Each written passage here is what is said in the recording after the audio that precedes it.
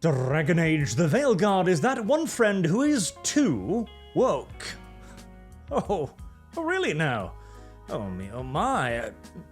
He's not even in office yet, and despite that, the Trump effect is in full force, isn't it? It has hit the world with the equivalent strength of 1 million nuclear bombs. Hoes are swearing off promiscuous sex, and mainstream gaming outlets are talking about how there's too much wokeism in our entertainment. Oh boy, that's quite something. And to demonstrate just what an unusual time it is, I was wrong. It doesn't happen very often, but I already recorded a video on this because this headline suckered me in good, because I gotta hear this argument. And I was pretty sure to begin with that it was going to be something along the lines of, oh, it's too woke because if everything is woke, then nothing is woke. The Dragon Age Veilguard is too much of a huggy-wuggy fluffy hug box, and therefore doesn't actually bring any real eyeballs onto the actual current year problems. If everyone's a progressive, then it can make no points beyond, oh hey, progressivism is like cool, right? And that is not going to convince anyone who isn't already sleeping with Mao Zedong's little red book tucked neatly under their pillow. And no, I was mistaken. This is actually a surprisingly interesting article here. So the person in question goes on to explain that they actually like a little bit of offensive comedy, that having friends who are able to take the piss out of your characteristics is actually a good thing that makes them feel accepted. Now, I wonder if we've had an era like that. Well, I feel like I've experienced something similar to it in, say, the 90s and 2000s, when racial comedy was all the rage, and incidentally, racial comedy is literally the solution to racism. It is to make everybody get in on the joke. But the rest of the article goes over, in essence, the Dragon Age the Veilguard is too safe. Everybody's good, and all of the bad things have been wiped out of history.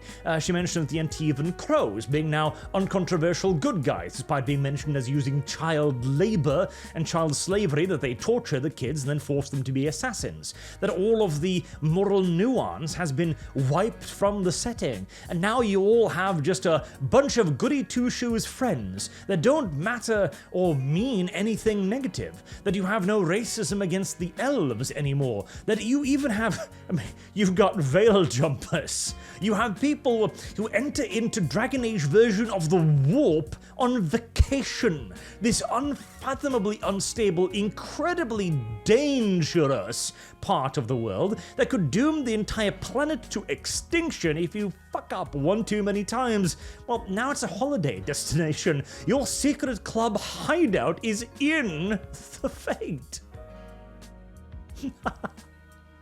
It's absurd, and it does a very good job of actually pointing this stuff out. But what I find interesting is this last part here.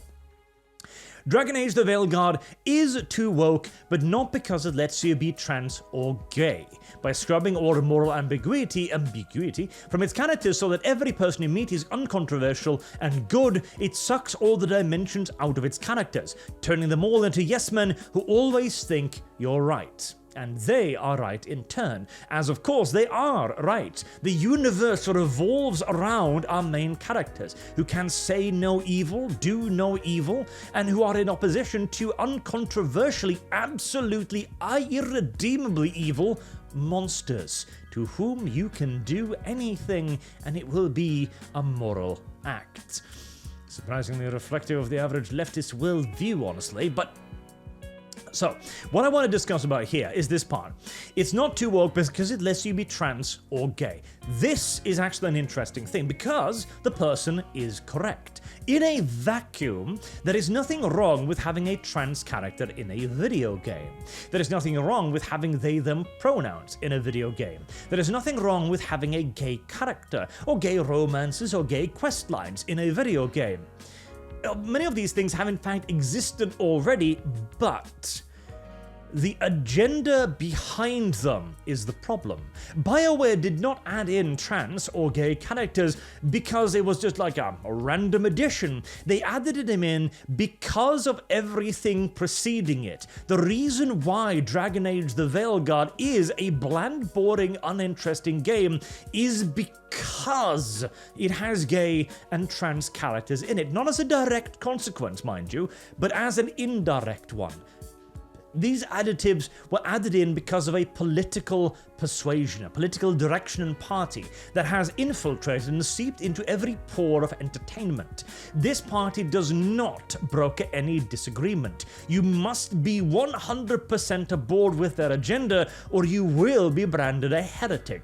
We have seen this again and again, with company after company attempting to appease the left, only to be stamped out in turn, because you can never appease a group whose primary purpose is to seek more and more power for itself via grievance mongering and self-victimization.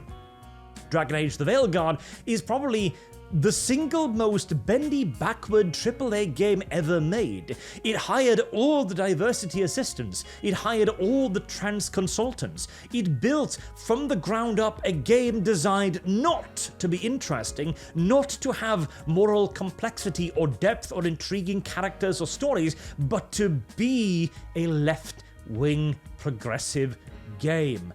That is why it has gay and trans characters, and thus, yes, we can say that it is too woke because it has these things, because we do not exist in a vacuum. That is the problem.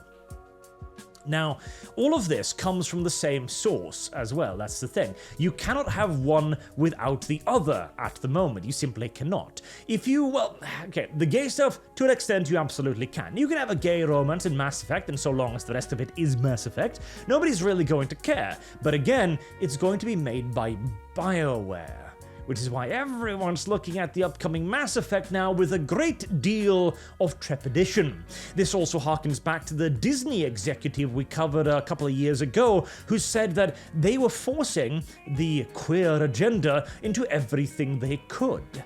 This political drive force is the reason why entertainment sucks, and until it has been stomped out, we must actually view even the tiniest iota of it as very suspicious. And again, I do believe there is nuance to be had here as well. We should not automatically reject a game because it has a gay character. That is unfair. It could very well have an excellent reason for having that gay character.